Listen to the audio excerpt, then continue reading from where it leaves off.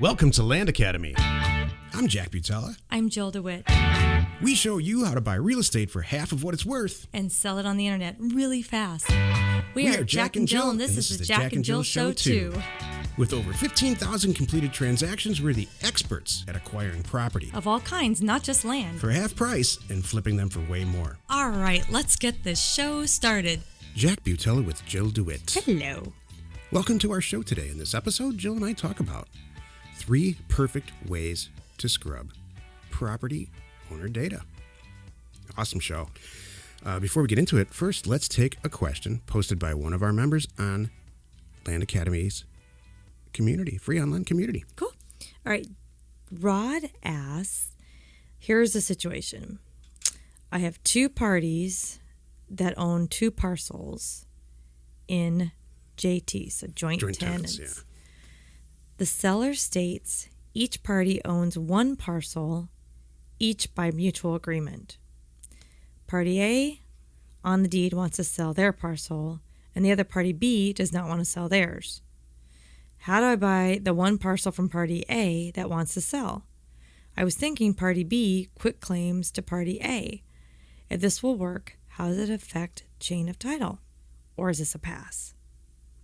Love it. I mean, I have my opinion. I wonder if yours is the same. Oh, go ahead. I think Rod's dead on. Yeah. I think that's exactly what they need to do. And and if I were him, I would offer to do all the paperwork and get it in the recording and stuff for free. If it's the regular economic situation in this deal that we're used to. Buy it for $500 or something and sell it for 2 or 3 or 4 or 5 or even more. So that's how I would resolve this. I would resolve it first between the 2 of them because they structured some silly, it looks like a silly deal. Get A what he wants, and then get the property eventually into your name for B. Everybody's happy.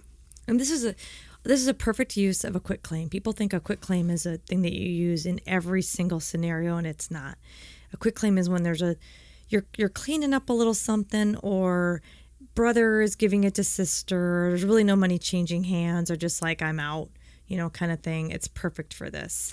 Yeah, I mean, I differ a little bit on that, on the use of a quit claim deed that you knew, and that's fine. We don't do everything exactly the same, but I don't think there's any reason to ever use a quit claim deed. Right. You don't need to do a quit claim. That's true. The reason you do, and that's not what this show is about, but the reason you do a quit claim deed, it's traditionally been for this situation where it's interrelated parties.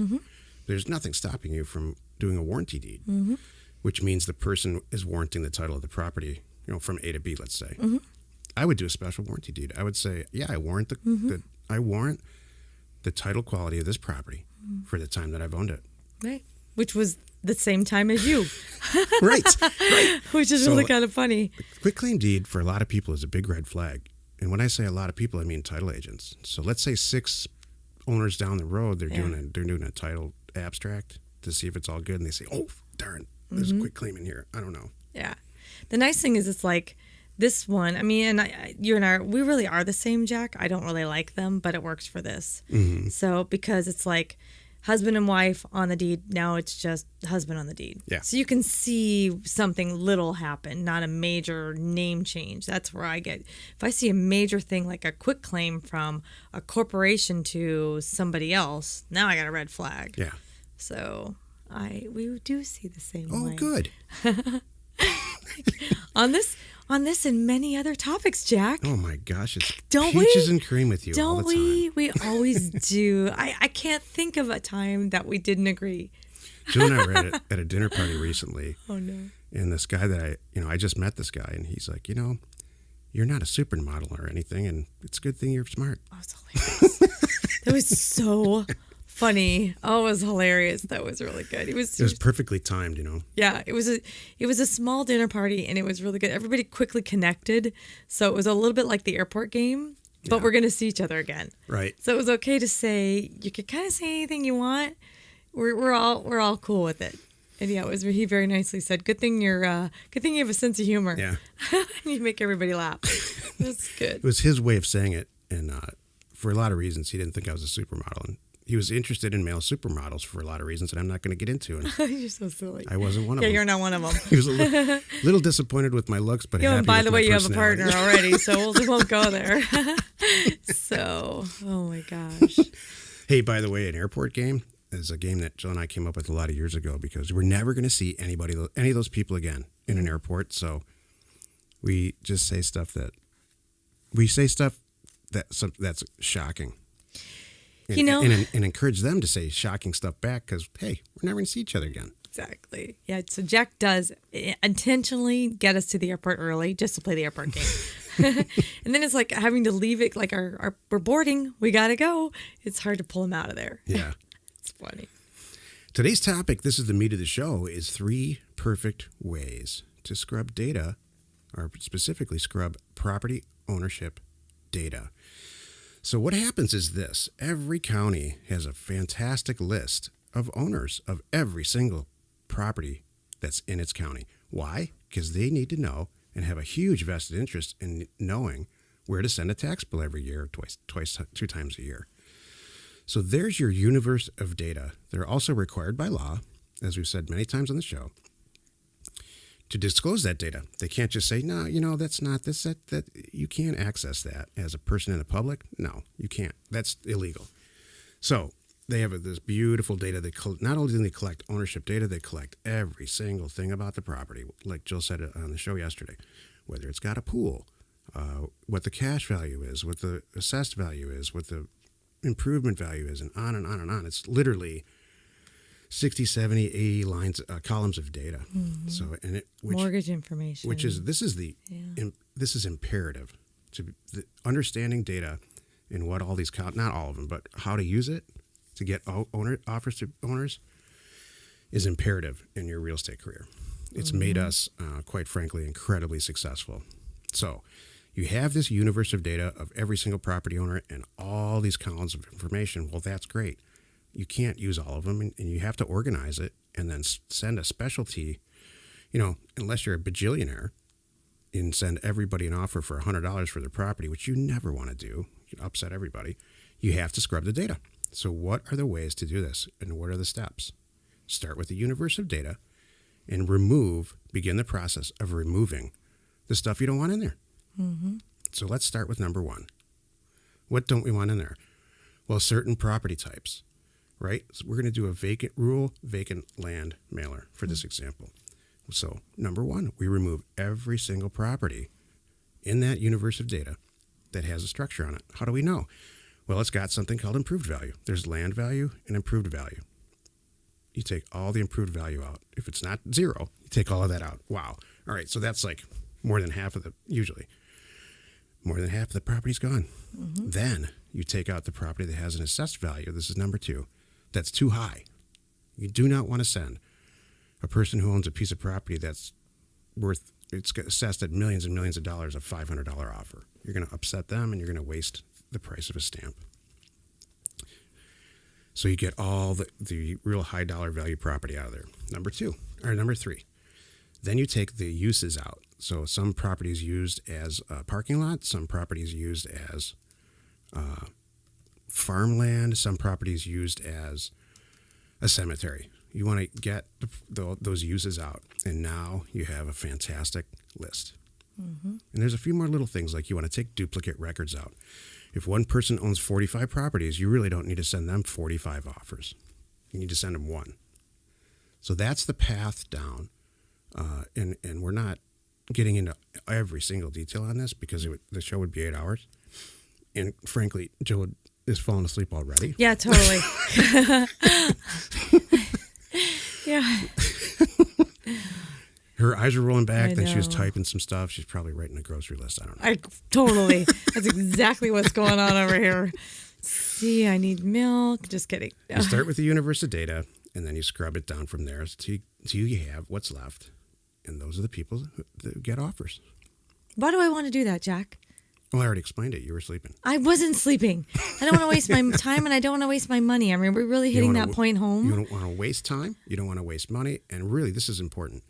You don't want to send an offer to somebody who owns an office building for $1,000. You want to make sure that's out of there. That's what scrubbing's all about. Make sure the right people get the right offers for the right amount of money. Exactly. And you don't want to send it to the fire department or the federal government, and you don't want to do any of that accidentally. Exactly. So that's part of the ownership part. Right. Get the right owners, get the duplicates, and mm-hmm. it's. One point I was just going to say, did you talk about absentee and non-absentee? Because that's important. For vacant land, that doesn't apply at all. Thank you. The one that we used is the example I used was for vacant land, but there's so much fiction out there about real estate investing. That's my point. There's different camps in real estate. Jill and I are firmly of the camp that everyone should get an offer where it's appropriate. If you're going to focus on back tax property offers, big mistake. If you're going to focus on any type of signal that is perceived as distress, right? Then absentee back taxes, the property's fallen down. It's been vacant for a long time. It's in a foreclosure situation. The chances are you're going to fail at this. I can't be more clear about it. Mm-hmm. The way that you will succeed is by scrubbing data correctly.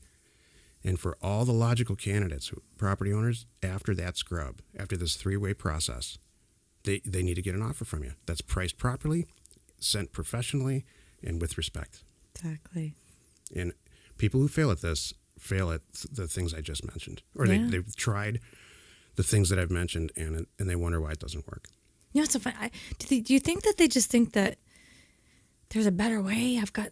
I think I have an even more secret, kind of thing. I've asked myself that a lot, honestly. Okay.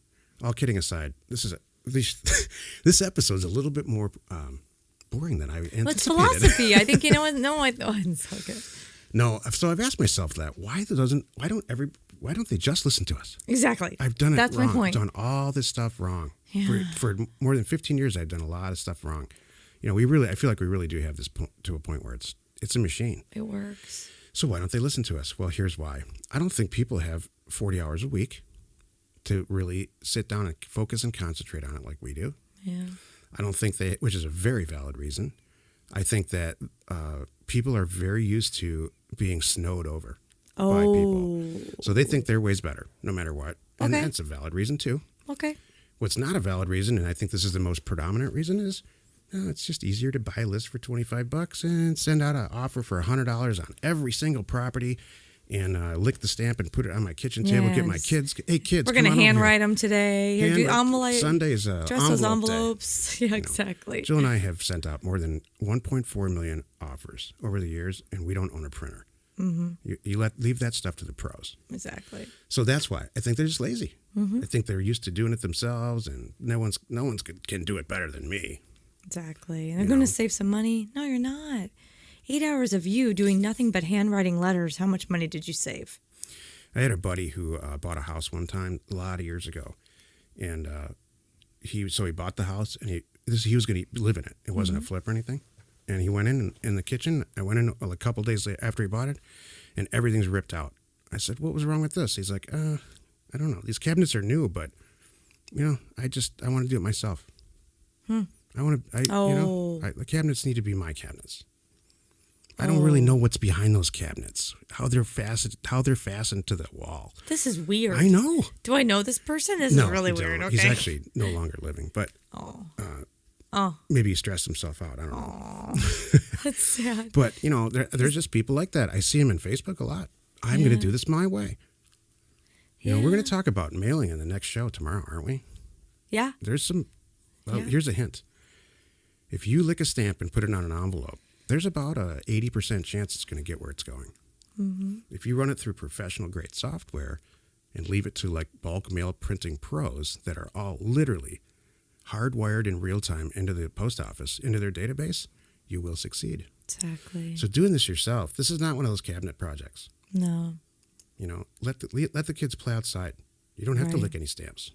Well, it's like, imagine like you're flipping a property. Think of the people. If you didn't bring in a contract, say like the guy that you're talking about, maybe he bought this property to flip for himself, to flip it, right? Mm-hmm. If he was going to do it himself, how much money would he waste by spending a year and a half to put in the cabinets and do this and do that, and you know what I mean?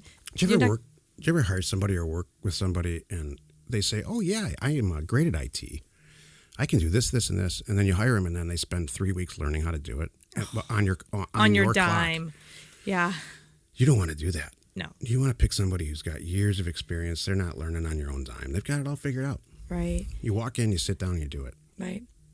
And you don't, and it's whatever level you are, it makes sense to use professional grade equipment and tools and resources. Right. Pull us in. Why wouldn't you? I mean, all the tools that we provide in our membership for an extremely small amount of money are all the tools we use. Mm-hmm.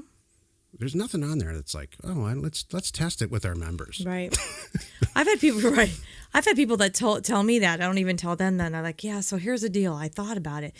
Do I want to spend 5 years learning this thing, or do I just want to learn from you and jump right in? I'm like, hello, yes. Right. Do I want to learn how to use my own website or build my own website? Yeah. I mean, I see that website specifically. It's true. I think there's a lot of sources of information out there about, oh, you can do it yourself. It's not that hard. That's silly. Exactly. There's a few parts of this whole real estate investment scenario that you have to do yourself. Mm-hmm. This is one of them. Scrubbing data. There's a very closely aligned competitor to ourselves who believes that outsourcing the scrubbing of data is part of this, and that's the silliest thing I've ever heard. Right. How do you have know? to control who's going to get an offer, and then it's one of those things. The next one you're even better at it. The next one you're better at higher percentage yield. Yeah. So it's scary. It's like giving somebody my money to invest and trusting they're doing it correctly. Yeah. I don't want to do that. Yep. I need to know that it's going how I want it and where I want it. Join us in another episode where Jack and Jill discuss how to use information, that's me, and inspiration, that's me, to get just about anything you want. We use it every day to buy property for half of what it's worth and sell it immediately. And even though Jill slept during most of this episode, yep, you're not alone in your real estate ambition. Thanks. You're classic, man. I know. No, I was thinking about I was going to share this story. That we were talking in between shows about Ellen, the Ellen show and stuff. So anyway, so kid number 2 is explaining to me this story about his friends. I love this story. Oh, this is so. This funny. is hilarious. Okay, so kid number 2 knows these guys, and it's the next school over. Well, this guy got homecoming king. I'm not gonna share the state. It's probably gonna anyway. It's gonna get out. So anyway, homecoming king. He wins homecoming king. Decides to give up his crown to and give it to this other guy who has like special needs or has some condition or something. Anyway, he wanted to give him the homecoming king title, so he did, which is really cool. So Ellen gets wind of this, and she has them out on the show and makes a big deal out of it, how cool it is, and selfless and nice stuff, and gives them both like $10,000 in scholarships, and it's a really cool, end of the story. You think that's the end of the story. What this backstory is, the guy that was the homecoming king that came up with this is like the drug dealer at the school. And that's what just makes it so funny. Like, oh no, he didn't need the money, by the way. The backstory. I know, the backstory is he's the drug dealer at that school. It's hilarious. Remember we met that TMZ producer? Yeah. This is a perfect story for them. Oh gosh. That is kind of funny. Yeah, we just randomly at a bar met this guy, and he works for TMZ, and then all this stuff comes out. That was funny talking to that guy. It really was. That was really cool. We got the inside scoop at how TMZ gets stories and why. Oh, it's hilarious. How hard it is to get stories, and they just want to. It's kind of like a tabloid. Uh-huh. They want to catch. It's like, what do they call it? Investigative reporting is a beautiful way to say we want to find some people behaving really bad. Exactly. Well, they can follow us around and get that all the time. And the more famous they are behaving badly, the better it is for us. It's funny. There's something awful about that. I but know. It's like watching a car accident. Yeah. Love it. Information and inspiration to buy undervalued property. We are Jack and Jill, and this was the Cash Flow from Land Show. We are the experts at acquiring property of all kinds, not just land, for half price, just so we can flip it for way more. And really fast. Thanks for listening. You are not alone in your real estate ambition.